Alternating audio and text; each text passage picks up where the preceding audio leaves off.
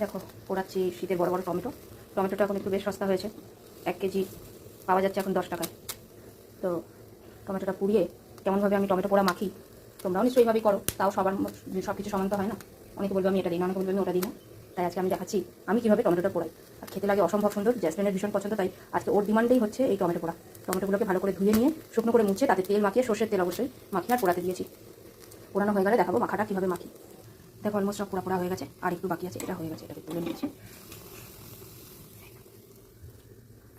এই যে পোড়ানো হচ্ছে, অনেকে আবার সেদ্ধ করেও খায়, কিন্তু পোড়ানোর যে ফ্লেভারটা এটা কিন্তু থোড়া হাটকে, তাই জন্য পুড়িয়ে নিচ্ছি।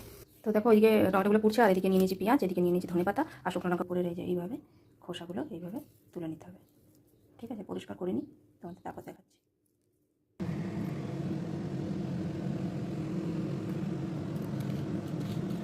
দেখো কেটে নেওয়া সমস্ত ধনেপাতা, পেঁয়াজ এবং নুন আর হচ্ছে শুকনো লঙ্কা দিয়ে ভালো করে মিক্স করে নিয়েছি, এবং টমেটোগুলো তার আগে আমি ভালো করে মানে চটকে চটকে ওগুলোকে ছোটো ছোটো একদম স্ম্যাশ করে নিয়েছি। আর যেগুলো একটু মোটা মোটা ওর গায়ের ছেলকাগুলো ছিল, যেগুলো গোল ছিল না, সেগুলো ফেলে দিয়েছি। ঠিক আছে, মসৃণ না হলে জিনিসটা গোটা গোটা ভালো লাগবে না, সেই জন্য ওই জিনিসগুলো ফেলে দিয়েছি।